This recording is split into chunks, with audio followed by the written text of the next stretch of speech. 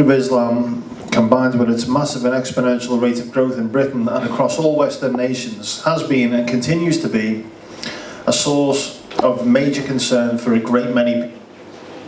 However, engaging in any kind of debate or conversation in relation to this most politically sensitive of subjects has proven contentious and damaging to UKIP in the past. I would like to know what your views are of how you would deal with the subject of Islam, and how high a priority do you believe the subject of Islam is? Thank you for your question, a very good question.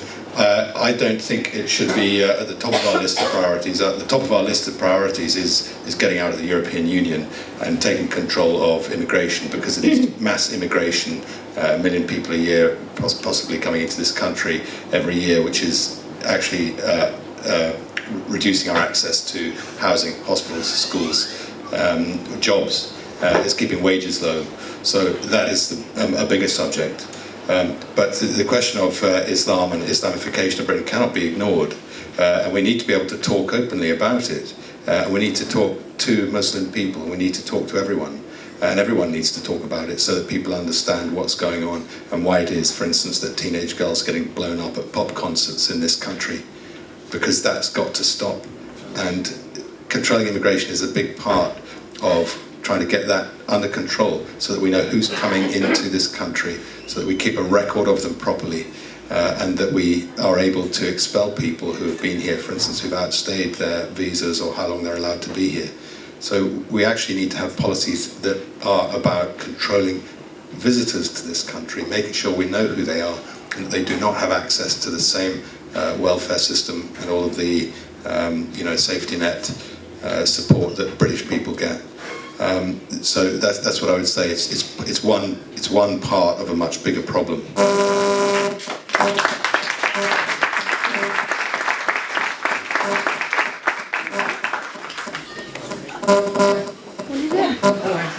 Not me. Should it start? Okay, so Islam. It's funny. It's a difficult topic for UKIPers in some ways. Oh God, sorry, it's not me. It's probably all these metal bits I've got on my body. So basically, oh no. Then I think it's because you've got a mic. Is that what it is? And then you're No, it's not. It was the other mic. No, oh, sorry. Right. Jeez. Okay. So yeah, for me, in my area, in South Gloucestershire, when it comes to some of the policies that UKIP's had on Islam, they're very difficult to sell because we don't experience the same problems as other areas do. And I think as UKIPers and as a party, we've got to be mindful of that. Islam is a huge problem. Any radical religion is a huge problem, such as Christianity. Anything that's radical is nuts, and I don't have any time for it. But when it comes to Islam, we do have to talk about Islam. It's a problem. And I would say that if I was elected as leader, I would want a full audit of all the mosques that reside in this country and to see where their funding is coming from. I would want to bang on about something that we've always kind of had within our manifestos, and I know that Mike is completely in agreement with me on this, but it is one rule of British law for all. It is that simple. You know, when we start to divulge and we start to break it down and we use clumsy language, we're open to attack. But it's one rule of law for all. Radical Islam is a massive problem, but let's not focus on stuff like that all of the time, just so the MSN can batter us with it. Thank you.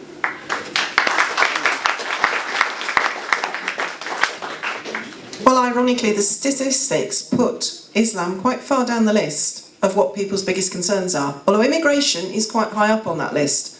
And part of what we must do as UKIP and as a free country is proper border control and make sure that we don't let the wrong sort of people in, by which I mean people with criminal intent. And it comes back to, as Ben said, one law for all, equality under the law. We are a sectarian party. It is not in our business to be trying to persecute any one religion or anyone with no faith.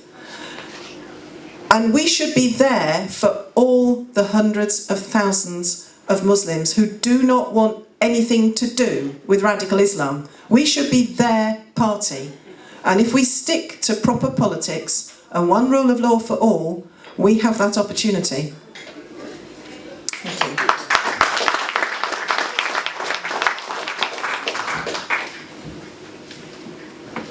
You know, we had a poll within the party. Tony McIntyre ran this poll, and he put a list of 10. What was your priorities, policies?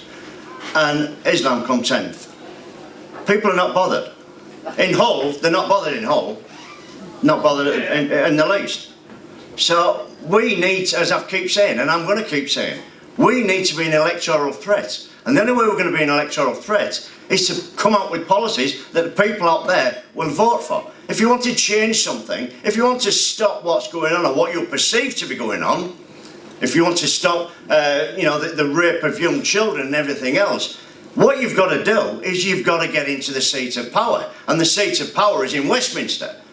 And whilst you are banging on about Muslims and radical Islam and the rest of it, everybody else is talking about policies that these people agree with, and they're going to get into power, and we're going to be sat embargoed off all of the mainstream media because they don't want to talk to us, and we will never get in power. We have to get in power to change things about immigration, mass immigration, which we've always said was a problem. We've always said, we've been the party for 27 years that said mass immigration was a problem. And to change that, we have to get into power. And the only way we're going to do that is to get common sense policies.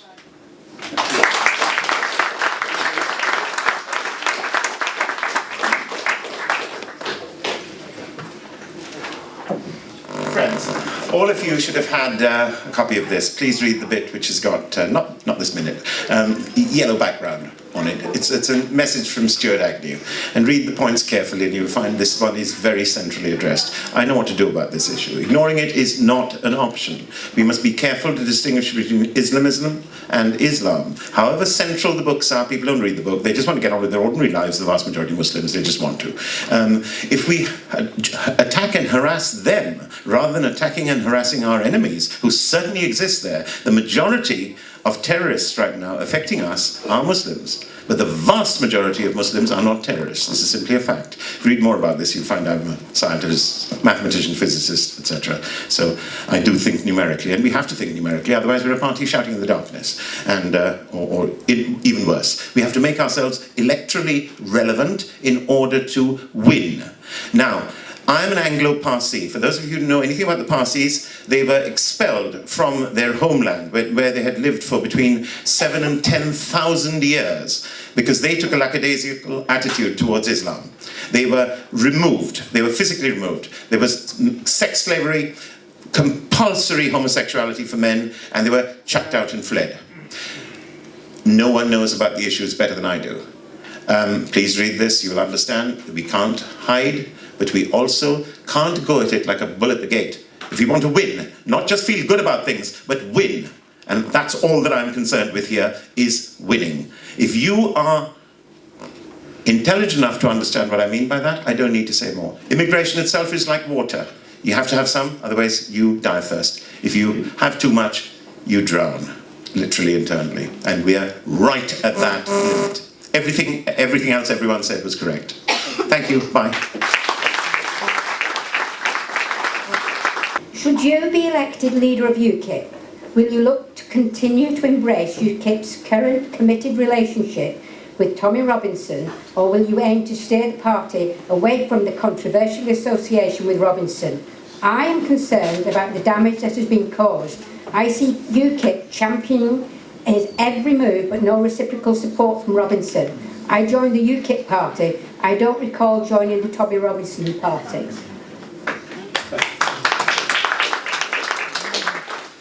Do you know what the most irritating thing about this whole situation is? Honestly, I have no phone. I've got nothing, it's not me. Alright. Oh, is it? Right, so the most irritating thing about this is that UKIP essentially dropped the baton, pardon the pun, dropped the baton on this. you know, not so long ago, we were talking about all of these things in a well-reasoned manner. You know, we were bringing these issues to the forefront, and then we dropped the baton. And then since we've done that, you've had the growth of Tommy Robinson and such like. I would like to see these issues talked about in a much more reasonable manner. You know, one that can be digestible and people can relate to them and all those sorts of things. So I think to answer the question is, whilst Tommy has many, many points which we understand and we kind of agree with, I don't think he's the man to present them, and I don't believe he's the right person to have an association with. Let's not forget, and I said earlier, we are a political party who wants to succeed at the ballot box, and unfortunately we have seen the proof of the pudding. Working with Tommy does not. Tommy also stood against us in the Northwest. I think he set out his stall how he wants to progress with us. We need to start to take control of these issues, talk about them in a reasonable manner, and start to win over the public with a reasoned argument. Thank you.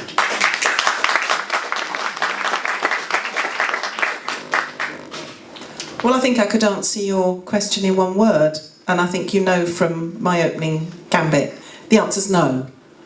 You know what's happened, you know what it's caused, so I'll just tell you a personal story. I have two left-wing daughters, they're in the arts. One's a theatre techie and one's a sculptress. Oh, Mama, I know you and Dad aren't racist, but... I mean, all that is like water off a duck's back, but my son is a veteran. He was in Remy for 5.5 years.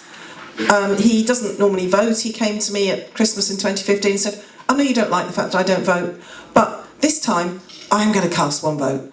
I'm going to vote Leave, it's ridiculous. Now, he came... Talking to him on the phone, he tried to beg my husband and I to leave UKIP because it had become toxic. And coming from my son, that really hurt. We have become toxic. It may not be Tommy's fault, but you have to look at what we're doing and look at what we want, where we want to go and what we are. Are we a political party? And it's back to what I said at the beginning, we have a choice. Get it wrong and we're finished.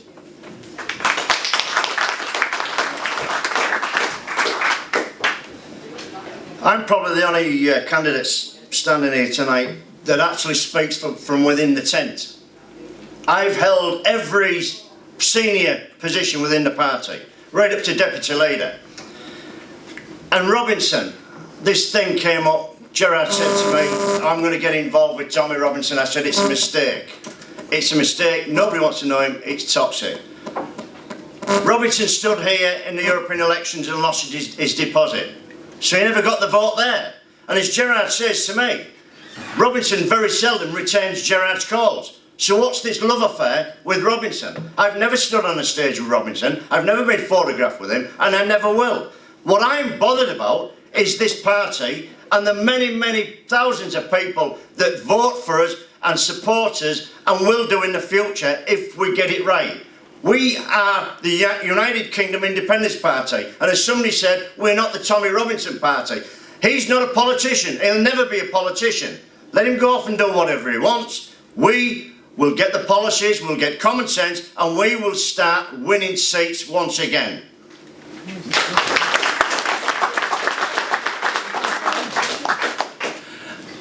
This is quite complicated. Tommy Robinson is actually guilty as charged of the central things he has been charged for. Not all three, of the first one and the third one, he did commit it. The sentencing is grossly disproportionate. He has a charge sheet which is very long. He's a brave man. All of this is true at the same time. The main issue he's banging about is absolutely spot on. We are in a disgraceful position in this country where who rules us?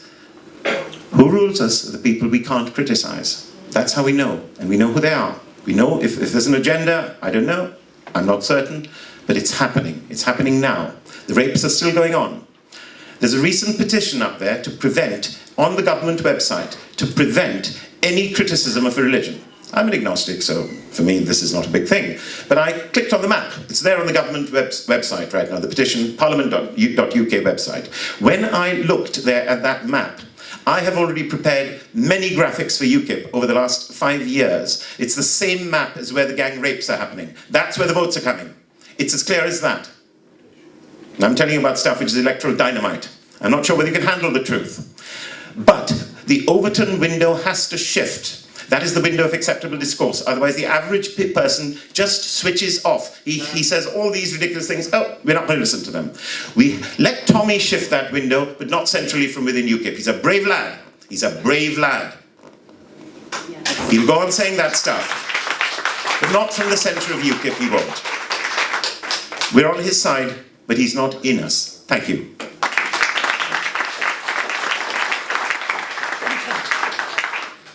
Well, essentially I agree with Freddie. I asked Gerard last summer when Tommy was in fact a political prisoner. He may not be now, but he was back then. And I asked Gerard, why did you do it? And he said, because it was right. It was a moral decision, and he did the right thing. And I'm not going to be shamed into... I'm proud of UKIP. I'm proud that we had a leader who had the guts to stand up for someone who was in prison wrongly. And we know he was in prison wrongly because they released him.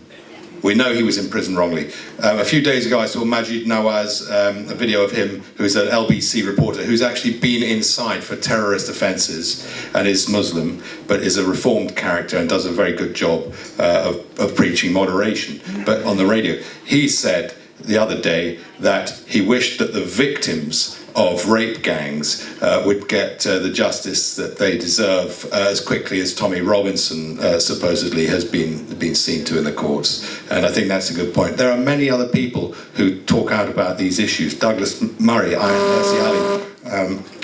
but it is about the victims. My view is that we don't need to have a vote in UKIP. Tommy is excluded because of our rules. We shouldn't change those rules, but anybody in UKIP should feel free to support Tommy Robinson, and they could even wear a UKIP badge or wave a UKIP flag at a Tommy Robinson rally, as far as I'm concerned. That isn't the same as having him come into the party by changing the rules for him. Will you, if elected, seek to form a good working relationship with these fellow candidates and work together going forward? Similarly, if you are unsuccessful as a leader, will you remain loyal to UKIP and support our elected leader during their term?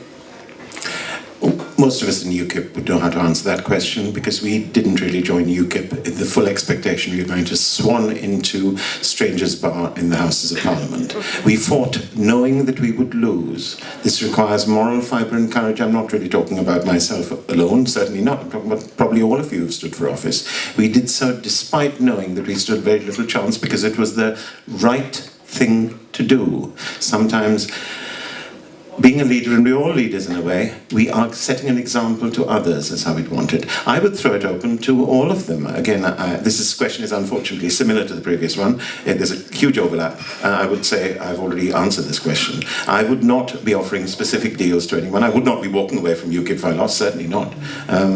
That's ridiculous. One stays and fights. It's rather like asking, I must confess, it's like asking a fighter pilot at the time of the Battle of Britain, where some small dog bites his ankle, and you say, are you going to flounce off the airfield now at Biggin Hill or whatever and say, oh, I'm going home? No, it's not. You are going to continue the fight, and we fight to the finish on this one, because there's no one else but us. That's a scary but true thing. Thank you.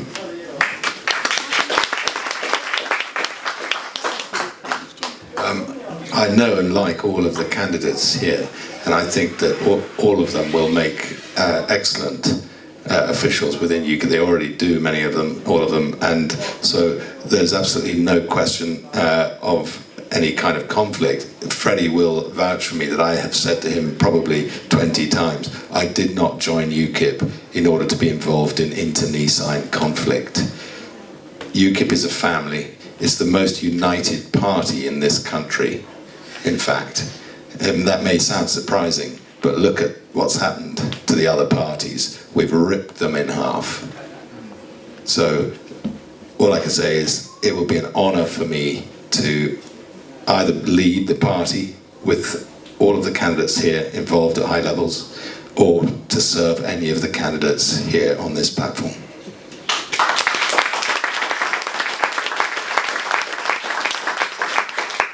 I think that's a really honourable position for Richard to take, and I would mirror that. I mean, I think before tonight I would have worked with any of the candidates. Unfortunately, I think from tonight that might have changed. We've now reduced the field to 4. Someone's quite desperate in their attempts to become leader, but that's fine. That's absolutely fine. But I am happy to work with anyone. I've been a member of UKIP since 2011, through the good times, through the bad times, through the badder times. I am here for the long haul, and regardless of the result of the election, I will happily serve and work with these candidates because they are good people, and let's be honest, we're all here for the same reasons. We want this party to succeed, and we want it to go forward and actually be an electoral threat. So I'm in it for the long haul, guys.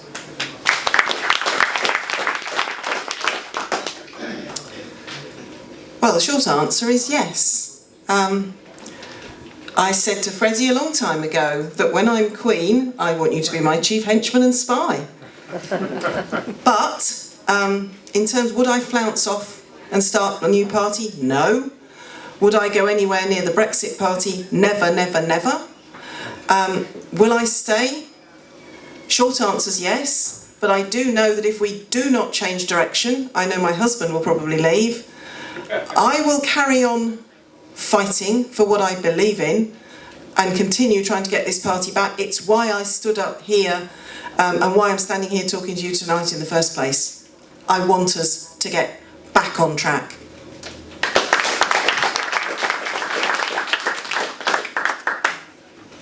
I've given what I believe has been good service in 2007 for this party. As I keep saying, I've worked in every aspect of many senior positions. I can work with all of these people here. You know, I know them, I like them. But I will be absolutely brutally honest. If this party carries on down the route it's been going, I don't want anything to do with it. I want a new party, I want a fresh party, I want a party that's going to win elections. I want a party that's going to change direction and start talking about policies. I'm sick to death of listening to what we've been talking about for the last few months. And if that's the way this is going, I'm probably going to have to seriously consider something I put my life and soul into for the last, and basically put before my family since 2007. And I'd have to seriously think about what my direction would be and whether I could stay in this party.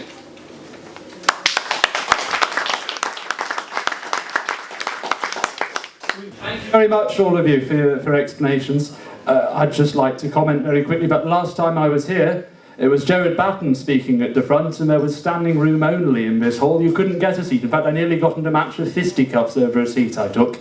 So to say that Gerard is the one driving away voters, I think that's a bit illusory. There's lots of empty chairs here, and they're not caused by Gerard being present. Now, building on that, what I'd say is there's lots of very real problems facing this country. And I agree with many of you, and many of you have stated it, that these require real solutions. We need to have the solutions that match the problems. Now, there's absolute... Oh, it's gone. Right. There's absolutely no point in getting to power if you haven't got a policy that's going to solve the problems of this country. If you just intend to get to power and then do nothing with it, what's the point? So what I say is, to those who are running scared of the media, of political correctness, and hiding from certain issues and certain scrutiny, what will they do? Have they got the bravery to lead us? And that's why I'm asking you. Have you got the bravery to lead us and to make the decisions necessary for the real problems which you are currently, some of you, willing to ignore for political expediencies? Thank you.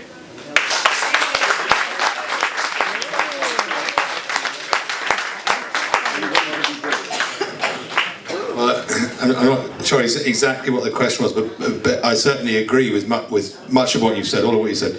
But the other thing, when it comes to power and UKIP, don't forget that UKIP has changed the world. We turned the world on its head. In fact, we turned it the right way up again. And after we won our fantastic, glorious referendum on the 23rd of June 2016, we then saw amazing things happening in the US and now, of course, in Europe as well. And don't underestimate the influence that you all have had on that change of outlook. We've reasserted the idea of nations as the building block of a global order. And that is probably the most important thing that we've all done here in our lives, actually, is we've had an extraordinary influence. UKIP is the most important political party probably in the post-war era in Britain. We absolutely did them over. No one was expecting it. We fought for it for a long time, and finally we got there. And we should stand proud, and we should tell everyone, look what we've done. Look what you've spent the last 3 years talking about. Nothing other than our political goals. We now have 2 parties in this country named after our policies. Let's keep going and get more parties named after our policies.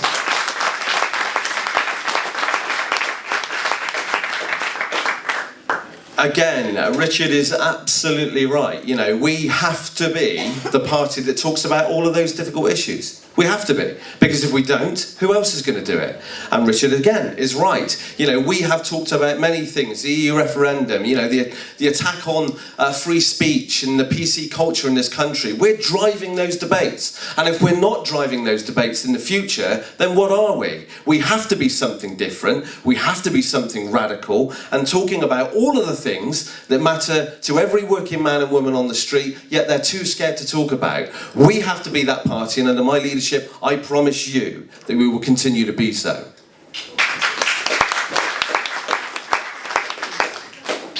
Let's be realistic. We are a long way from having any power whatsoever. And I think we've all agreed on this stage tonight that it begins by working locally and getting local councillors and getting the influence, because we're like local councillors, over some of the things we need to do. But I am not afraid to tackle these big issues. I'm not afraid of going in there and putting the campaign out. Let kids be kids, and let's stop having this nonsense taught in schools, in primary schools, completely different to what you might need to teach in secondary schools. I've already said that the way we tackle the problems we've got with grooming and similar is law and order. And one law for all. I'm not afraid to tackle that.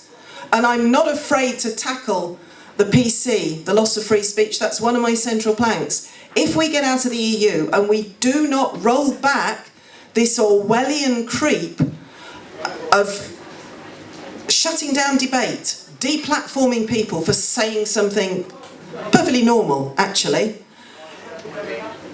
You know, 1984 was not supposed to be an instruction manual. And one of our UKIP members had a brilliant T-shirt. It said, make Orwell fiction again. And I am not afraid to tackle these issues if I'm leader. Again, I have to agree with the other panellists. We are a party, yes, that won the referendum in 2016. You won that, not Nigel Farage. He did very, very well on the TV, radio and everything else. But it was the people out there, the thousands of people going out campaigning, knocking on doors, leafleting, that actually won that referendum. And we are the party that's always spoke about mass immigration. We're the party that's always spoke about hospital queues. The party that's always spoke about lack of housing, that spoke about child poverty and the reasons for all of that. We're the party that's always spoke differently to the other parties. We'll carry on doing that. As leader, I will carry on doing that. I've always, you know, been on whatever debate I've been on, spoke on these issues and been trying, you know, try to shout me down. Labour, Conservative, try to shout me down. But I've always been there fighting for that, and we will carry on doing that. And we will be out there saying, why are there 9,000 veterans on our streets tonight sleeping rough? We're the party that said that highlighted that. Nobody else was talking about it. We talked about that. And we was a party that talked about why is the Northern Ireland veterans actually being taken to court again when we've got terrorists walking around the streets. We're the party that talks about that. You know, we've always been there. We've always been the party that will talk out there, getting on the streets and talking to the people, And sometimes it's not palatable to some people, but we will be out there speaking about it and fighting for those people that need to be fought for.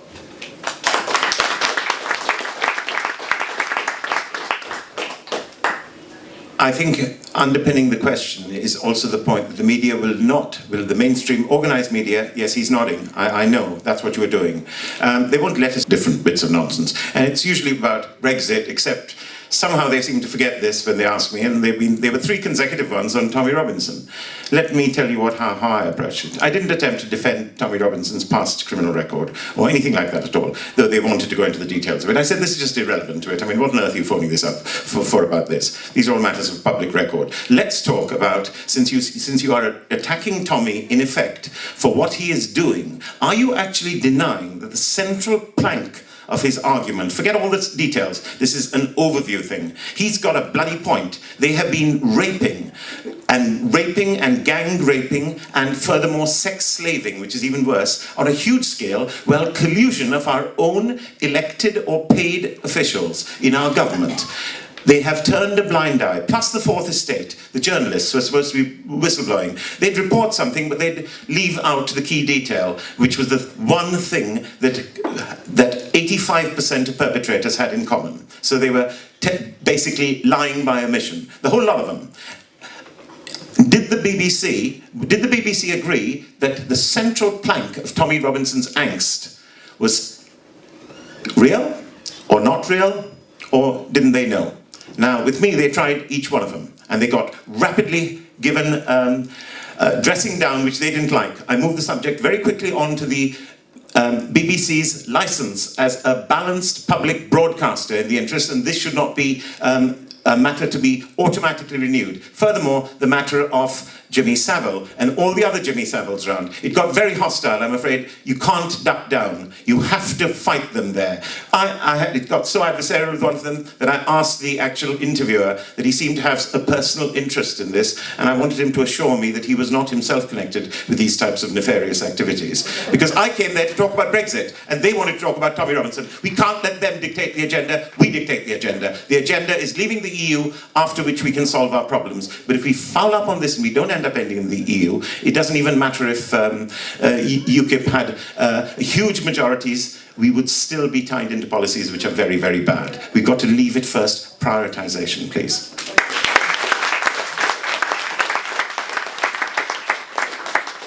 My first question was on electoral grand strategy targeting largely right-wing Leaver votes. Now, Italy has pointed the way to electoral victory. It is the first country where we've had an alliance between radical right and radical left, and in their 2018 general election, that combination got 60% of the vote. Now, one or two of the candidates have already alluded to the need to attract left-wing voters and target Labour. So my question is, do the candidates support selected intervention in the economy and trade protectionism, aka Trump's economic nationalism, on the grounds of national sovereignty, not on the grounds of socialism? And this would mean a move away from globalisation to some extent and from libertarian economics. And the areas of intervention I'm thinking about are strategic areas of the economy only, not all of it. For example, defence, and we've had the example of the British steel industry in trouble recently, obviously very important for defence. Energy, agricultural security, and protection of the NHS. And I would add one other area as well, and that's the banking system, in case another crisis was to arise. Can I go now? Yes. Yeah, right. You've obviously got a great sense of humour here. I'm allowed 10 seconds to answer this long-range question. Let me just say this. I'm a smart guy with lots of qualifications. I can do things. God knows what your question is about, mate. It went all over the place. Protectionism is bad. It leads to a wrong thing. We do not want any return to anything like socialism. We are a libertarian party, and we must still be a libertarian party. That means we compete on quality. We compete on being able to be smarter and make things smarter than other people, whether things are goods or services. All of these things we would want to do. The question of taking on, as you said, the right as opposed to the left. How do we steal votes for the Brexit Party and the Conservatives right now? Well, by voting a leader who will take the battle to them, who will beat them at the Hustings, who will outwit them and catch them in their contradictions. Because, of course, they cannot dare to show the connection between cause and effect. We know what the problems for we know the source of most of the problems in this country. They're too afraid to talk about it. We have to be careful about how to talk about it, but always remaining near the fringe of the Overton window. The Overton window is the window of acceptable response. We've got many other friends who can shift it for us a bit, but not from inside. We'll keep shifting it as well, but keeping within it, so we get listened to. If you don't get listened to, we don't get any votes. Simple as that. We've got to choose between the Kalashnikov or the ballot box. Now, if it's the Kalashnikov, mate, or the AK-47, Helena referred to that earlier, I'm out, mate. I don't do that. I stick to a Browning .38 myself. So, if it's a ballot box, we've got to get listened to. If I get listened to, I win. So we talk slowly and softly, and people listen. And we don't go shouting like a mad bull about Islam this and rape this and all that as major policies. Yes, they're important, very important, but how we approach it in a crazy way just means we're shut out. People don't listen. I'm not talking about you, mate. All of you have joined up the dots.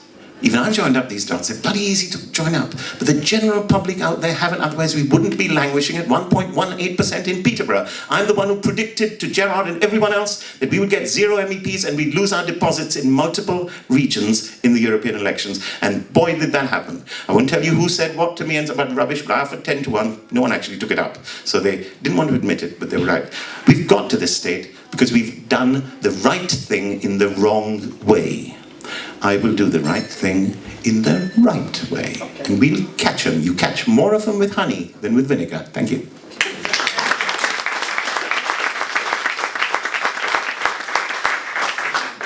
I can remember the bad old days when you had to call up to get a telephone line and they might turn up 6 months later. And that was the old days of BT when it was a monopoly, a state-owned organisation. But I say this, if you look at the way the railways are run now, you have to wonder whether being a nationalised industry wouldn't be better. How can you introduce competition on a train line from London to Scotland unless you build 2 tracks and people can choose which one they want to go on and they look at the prices? It doesn't work. We need to have a better approach to national networks. It's very difficult to introduce competition in them. When it comes to world markets, we need to compete on world markets, but our government's job is to look after the best interests of people in this country, and that includes British jobs. It includes important infrastructure, for instance, steelworks, shipbuilding, all kinds of industries where we used to be exceptionally good, and these industries have fallen away. And government, I think, does have a job to protect those industries. Their prosperity may come and go, but we need them. You know, we need to have food production. We have protected since the Second World War food production to make sure that we have enough of it. So government definitely has a job to protect industries, but it also has a job to help them compete in the world, and you have to allow competition to keep your industries effective and up to date. The problem with the EU is that it is a trade fortress and it protects obsolete industries and industries that are not competitive. We need to find a middle way where some industries are helped to do well, but most of them survive in the free market and are global or world leaders in this country.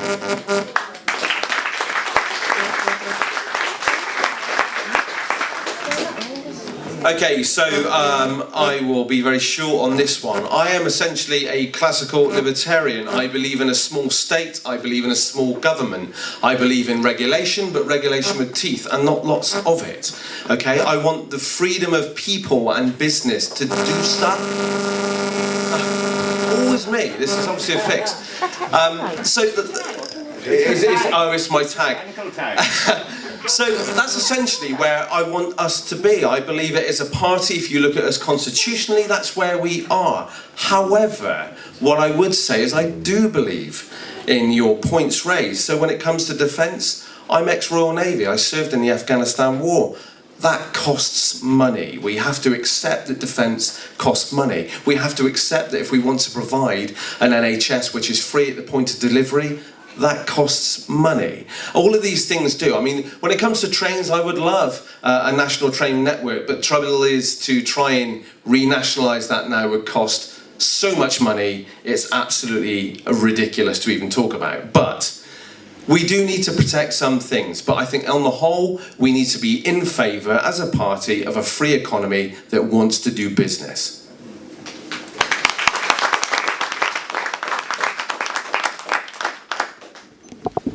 Well, I did find when I was a county councillor that I got on very well with my Lib Dem councillors and our sole Green councillor. We had quite a good alliance between us, loose, not official. But I think what you're talking about, Labour and tackling Labour, we're not talking about the radical left. The people whose votes should be coming to us and that we want and I want to get are these ordinary, hard-working men and women across the country who traditionally in their communities they've voted Labour. And Labour has let them down. They've voted to leave and they've been ignored. And they didn't vote for the kind of policies that Corbyn and his London chums espouse. But that's not a radical left, is it? You asked about protectionism and what we should protect. Now, when we come out of the EU, all these rules and regulations that apply to agriculture, hopefully, that's all gone. But I do believe that our farming communities will need some support to take them through that transition period. And energy. I've had a lot of, over the years, when I've done general election hustings, people concerned about the number of foreign companies buying and owning key sectors such as energy in the UK. I mean, you look at the companies for your electricity, a lot of them are owned by France, Germany, couriers the same. And as for our traditional industries that we need for defence, well, look at industries like steel. They're energy intensive. We have driven them out with what David Cameron called green crap by making it totally uneconomic. And I would like to change that.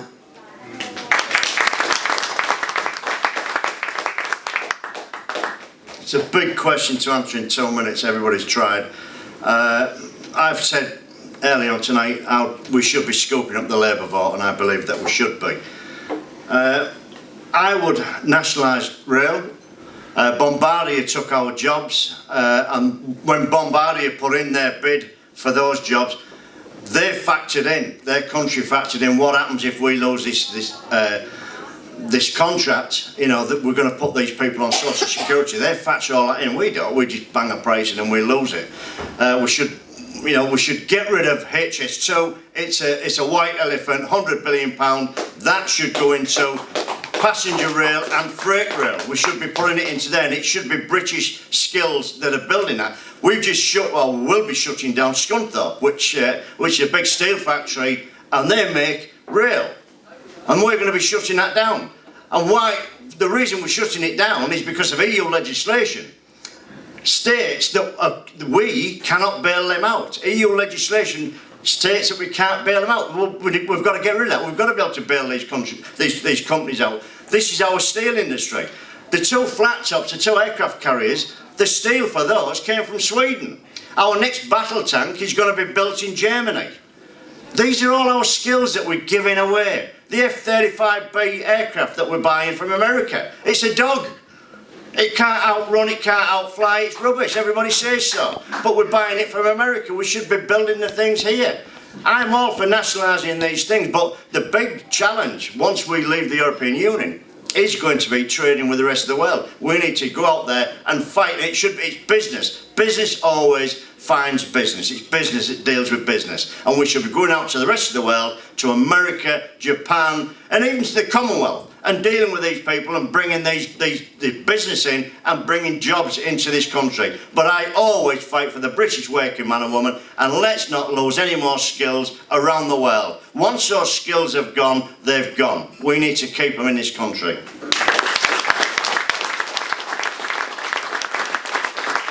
Will your leadership aim to cooperate with the Brexit Party in the national interest?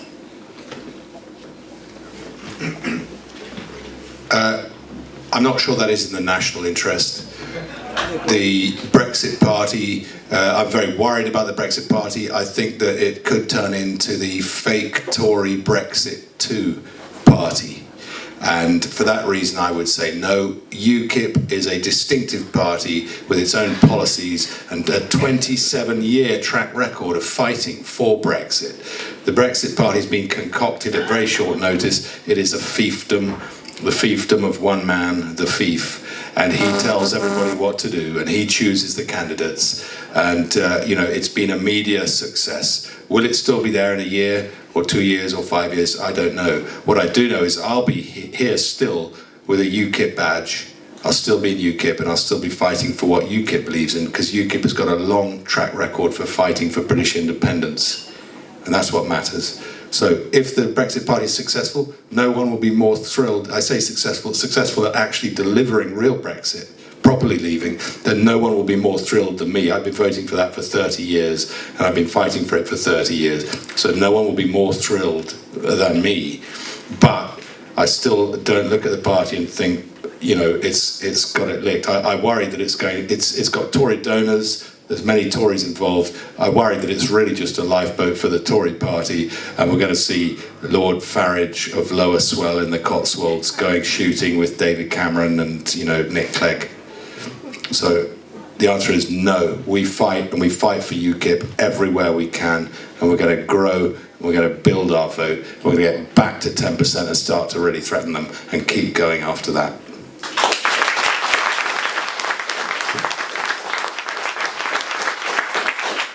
So the clue is in the name, right? It's the Brexit Party.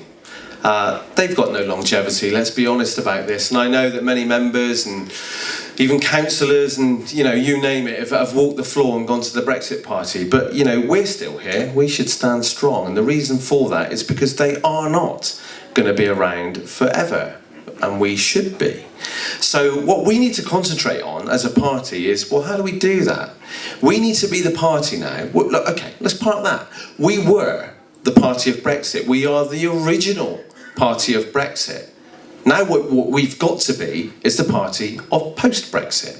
So we've got to be the party that's out there and talking about all the issues that affect the working man and woman of this country. You know, slashing VAT, standing up for the rights of all or revoking the rights, if you like, of the rapists who have parental rights over children. Things like that. Standing up for our 300,000 homeless people in this country, many of which are UK veterans. These are the things that we need to be talking about as a party. So, listen, if the Brexit Party honestly believe that they can fix and make Brexit happen from the inside of the EU, then power to their elbow. Let them do it, and we should let them do it. We want that. We want out of the EU. But I'll tell you this for nothing. We have to be here, and we have to be on the battlefield, and we must be the party of post-Brexit moving forward, and the one that attracts all the votes that are there for when they disappear.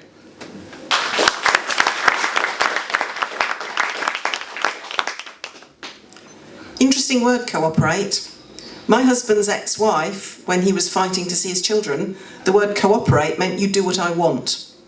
So, what will the Brexit Party want from us? Will they cooperate? You know, what's in it for us? Okay, we're going to stand aside in this marginal Tory Remainer seat so that you can win. What's in it for us in these parts of the country where nobody would even be able to bring themselves to put a cross for the turquoise Tories? Are you going to stand aside there so that we can get these Corbynista votes in these Remainiac Labour seats? That's what deals are about. Should we do it? Or should we, like Ben and Dick, say no? Because we've got something more to offer. We're positioning ourselves beyond Brexit, and we've got more to offer. It's something I would say, because I believe that we should, a leader should be responsive to the members, that I should consult the members on. But I am not going to take any nonsense from the man who walked away from UKIP, who was there ever since 2016, plotting to set up another party, wanted to destroy this party under Henry Bolton so that we were out of his way, spends 3 years behaving like Ted Heath, sniping from the back benches on his LBC show, never refers to UKIP even though he's a UKIP MEP, as us, and then walks away smearing us, lying when he set up the Brexit Party.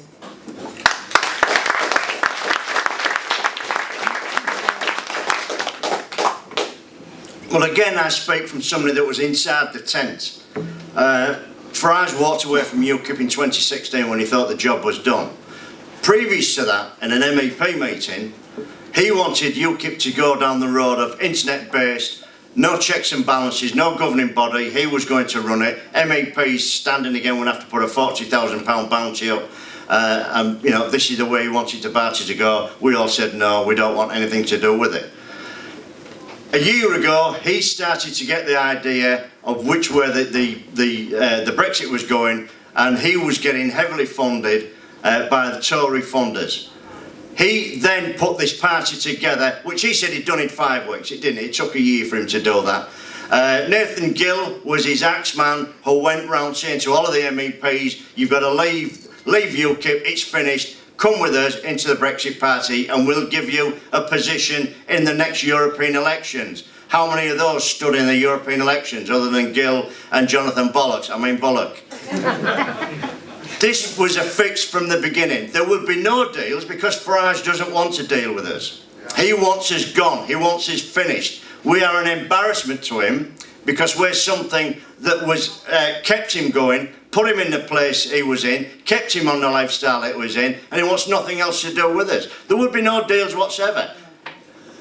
Boris Johnson, October 31st, will do the deal because he has to, for the sake of the Tories. The Tories will always look after the Tories. For the sake of the Tories, he has to do the deal. Once that's done, the Brexit Party is finished. Farage will bugger off to Trump in America. All those people that he's conned out of all that money, he will just walk away because Farage just doesn't give a monkey's about anybody else but Nigel Farage. I know because I've worked with him for over 10 years. Farage loves Farage. There will be no deals, no deals for us.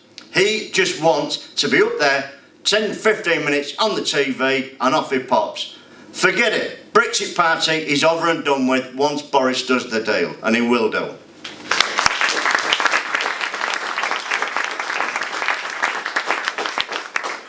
I was going along with Mike until he said he was inside the tent. Well, maybe, Mike, while you were inside the tent, you should have done a bit more. They kept me bloody well outside the tent because I'd have kicked the blighters out who were inside it. Now, Nigel is the birthday girl in every party and the corpse in every funeral. That's just the way he is. Look, and you got to beat him, you got to beat him on his terms there, and that's easy for me on an off day. Very easy on an average day. Now, if one sups with the devil, I believe the standard advice is use a very long spoon. We cannot negotiate except from a position of strength. Not here. We're dealing with a metal trader. He will be like steel. There's no negotiation. Further, there has to be guarantees. We have to be politically relevant and strong. We have to be able to hurt him in order to get him afraid. I trade regularly in the stock market now that I'm giving my time to UKIP. That way in 10 or 15 minutes I can pay for myself each day. And in that time, I know there are only two forces acting, fear and greed. And we use those two motivators against the Brexit Party. Because otherwise we're going to have difficulties finding space between us. I've indicated one, that I will talk about issues like, forget what others may do, what I will do is to link immigration with all the problems that follow from it. Numerous problems, far more than I already mentioned. Right now, if we effectively try and approach him in a conciliatory manner, as perhaps you were suggesting, I'm sure you weren't really, it's like taking no deal off the table. And we are not bloody idiot Remainers who do things like that. Absolutely no deal remains on the table, and that is no deal with Brexit Party, until we're strong, until we get enforceable guarantees, until we can trust them. And I think I just saw either a halal pig flying past the window, or hell just froze over. Sorry about that. That's the way it is.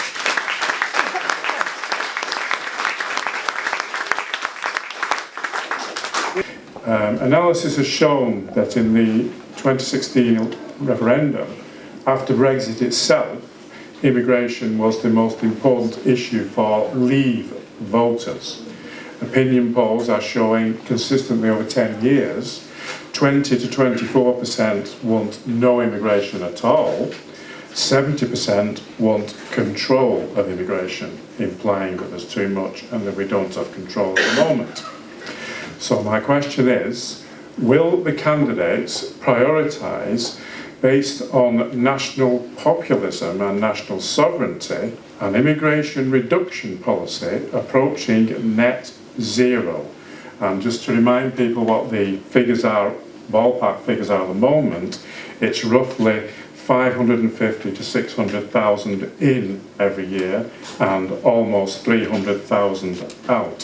So a reduction to net zero would mean a reduction of 300,000, roughly half of the gross figure. That would outflank all other parties and they wouldn't be able to co-opt it or outflank us on that.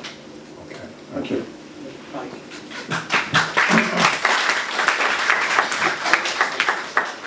You'll see in the paperwork that I put out there that what I'm asking for is an Australian-style immigration system where we're bringing in the skills that we need, and not just the mass immigration that we've had. I remember watching one lunchtime Tony Blair standing up in the House of Commons and saying we're going to open the doors. The only country that did actually within the European Union. The others put regulations on it. We opened our doors and he said, "Oh, we'll get about 15,000, I think, you know, Eastern Europeans." Well, millions turned up, absolute millions, and they all came in. There was not the proper housing. There wasn't the schools. How can you plan for schools housing? You don't know how many people's coming in. The figures you're giving, how many of them actually don't you know that's coming on the back of a lorry?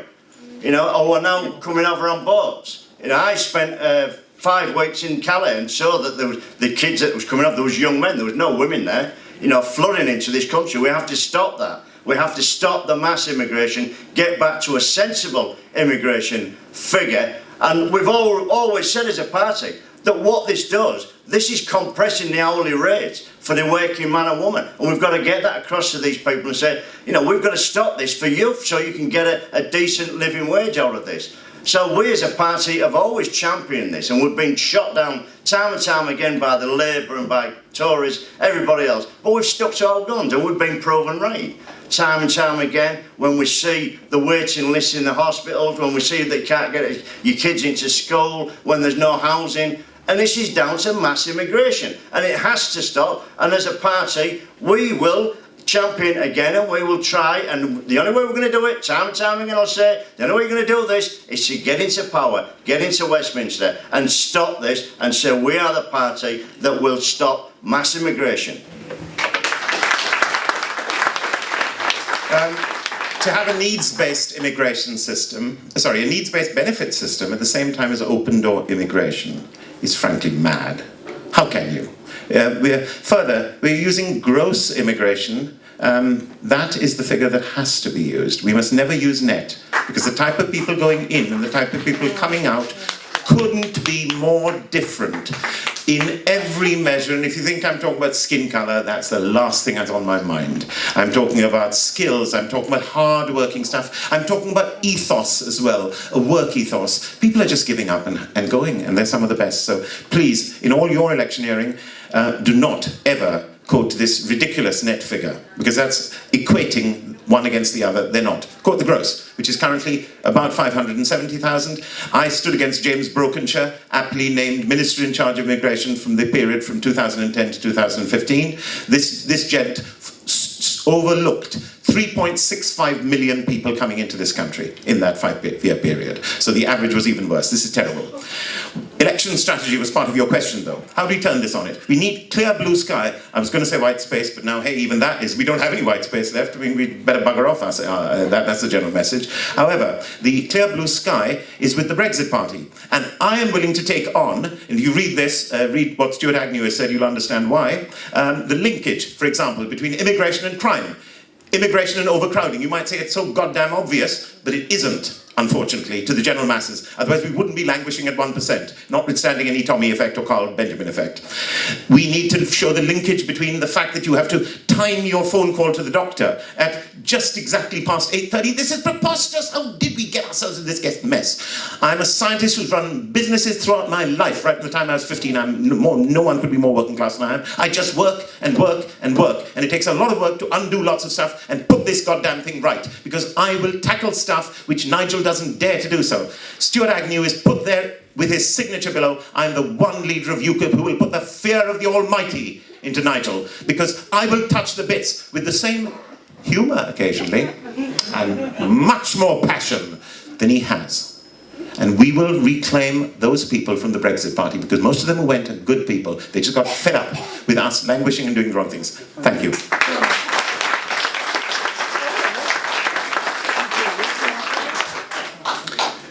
There are something like 3.5 billion people in the world who earn less than £2 a day, and most of them are quite rational and would look at life in the UK and think that's not bad, I wouldn't mind that.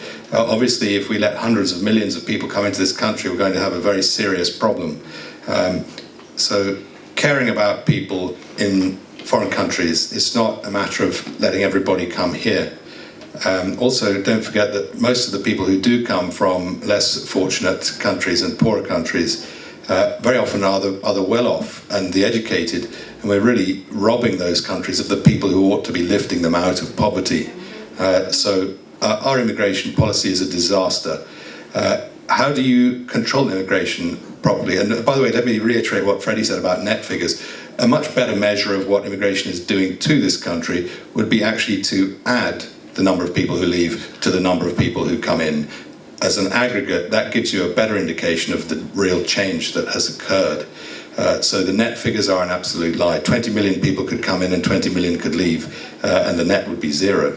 So don't believe that propaganda. How do you control it? We need to have insurance policies for people to come in if they wish to access any kind of medical services. We need to have biometric tests. In the US, when you go into the US, you give your fingerprints. We need to make sure that we have a proper biometric database of all visitors, so that everybody can make sure when welfare is given out that the person they're dealing with is actually entitled to it.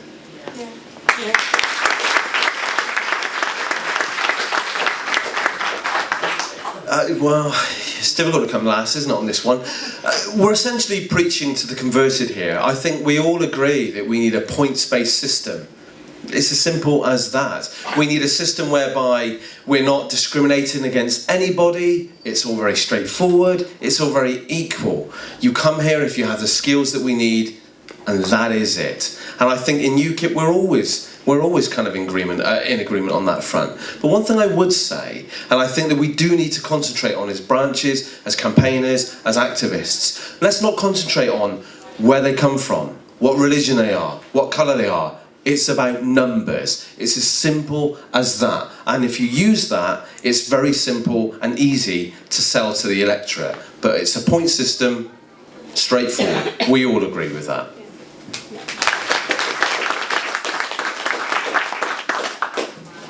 Well, the point system was in our 2015 manifesto, and look how we've set the agenda. We had Tory leadership candidates saying we'll have an Australian points-based system. But Freddie is absolutely correct to draw attention to the gross numbers coming in and the difference between the type of people who are coming in, the type of people who are leaving. Now, I'm a scientist, so actually I'm used to people coming from all over the world to share their skills, to learn skills in academia and in some of the companies I work with, and to improve their English, because actually in science it's the language, you know, they have to make their presentations in. What are we going to do? Now, one of the things we really must look at is illegal.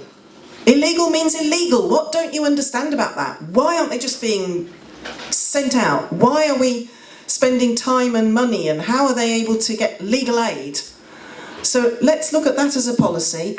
And let's look at other parts of the world. If little Antigua can be strict about who comes in to their country, even from the next island, because they're an island. We're an island, aren't we? How much space have we got? And we always said it was about space. And what about our environment? Where I come from, we are digging up green fields by the tractor load, and we have green belt where I live threatened because of the housing need. And then you get the doctor's surgeries. You look to supermarkets for who has, what the real numbers in this country are. Yes, immigration has got to be tackled, and the proper channels have got to be followed. We really must crack down on illegal immigration. Do the candidates think UKIP should have a Churchillian-like leader? One that, come what may,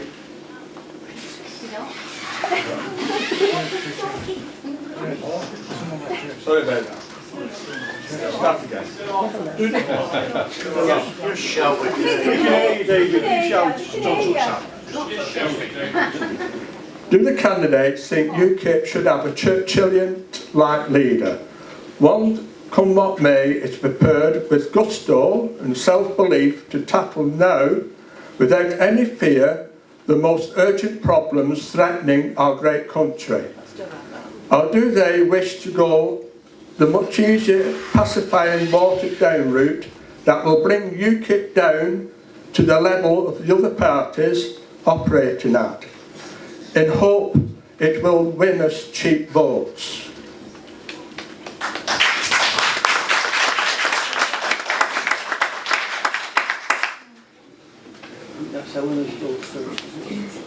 Right, okay. Fire away. What do you mean by cheap votes, sir? People who are voting for us because they like our policies, because they believe that we're going to address their concerns, whatever they are? As for Churchill, never, never, never give up. And I know, Freddie, you'll have the rest of it. Do you think that we have not been here, and I've been a member since 1999, fighting for our country's freedom? Do you think that we don't want to make this country great again? Votes are not cheap votes if you are addressing the concerns of the people whom you want to represent. And we know what problems they've got. I know what problems you've got in the north with the north-south divide. You've never had your proper northern powerhouse. You've never had the investment you should have in the north to replace industries that have been lost. I might be from Surrey, but I want to get rid of London-centric policies. People want homes they can afford. People want jobs. They want a health service that works. They want a health service, not an international health service. Am I Churchillian enough to tackle all those? Yes, I am.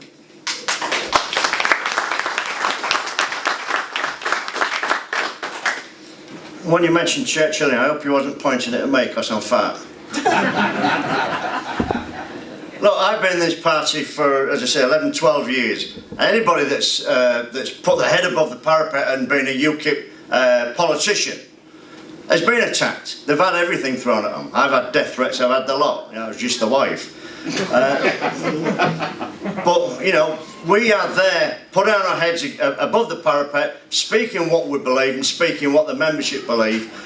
No cheap votes. Every vote is hard won, and we've got to fight back. We need to fight back again and win some more. And I'm going to bang on it, but you're going to get sick of hearing me about votes. We need to be an electoral threat. There will be no cheap votes. There will be hard-won votes and hard-won battles. And as a UKIP councillor, UKIP Westminster MP, it will come hard because you've got to fight, because it's never, ever easy. Never easy, because you're in UKIP.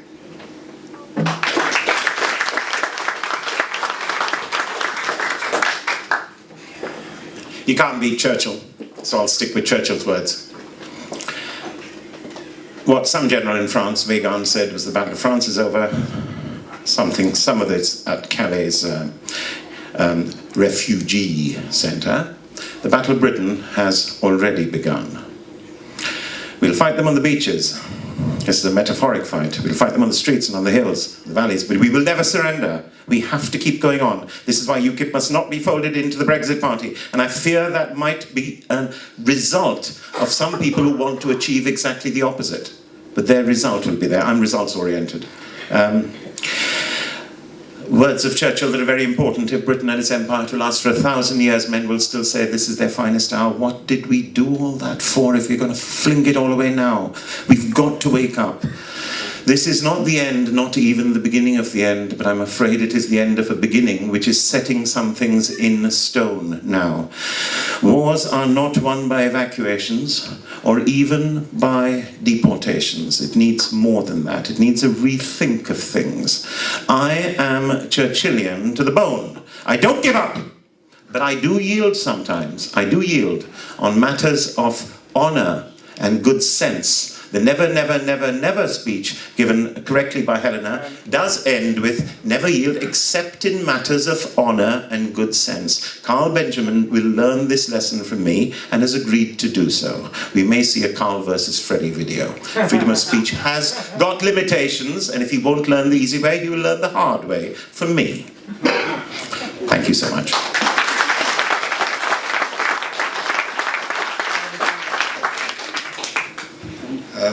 My old father, who's 94, was a D-Day veteran, and he asked my grandpa, can I go to Dartmouth Naval College so that I can fight the Germans, when he was 10 years old or so.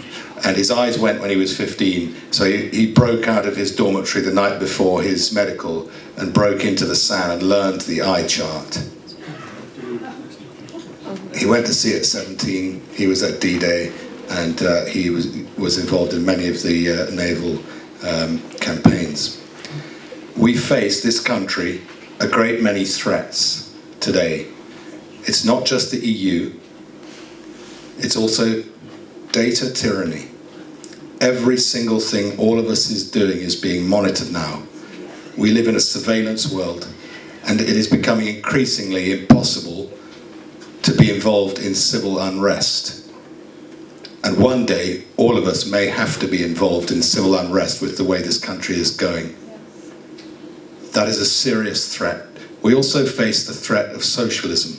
In the 20th century, socialism killed faster than any other ideology in history, and it's coming back with Jeremy Corbyn. And that will bankrupt us. There are many other threats that we face, and we need a leader in this party that understands them all and understands the real truth about British independence, about democracy, about fair play, and about everything that we all stand for. I'm all of those things. What I am not is I am not Churchillian. He was of a time. And my God, aren't we lucky that we had him. What you would get with me is I am a normal person. What UKIP now needs is a leader that can resonate with the general public, someone that they can relate to. I run my own business. I am a family man. I have been a town councillor. I have been a district councillor. I've been the vice chair of a local authority. We have to be at the bottom. We are exactly that. I am as grassroots as you come, as working class as you like. And this is where UKIP's focus must be, to build from the bottom and start to win. You need a leader who everybody thinks, oh, I know him, he's all right, see him down the pub. That's what we want. We have to tap into that. And I promise you that if you vote for me, that is exactly what you would get.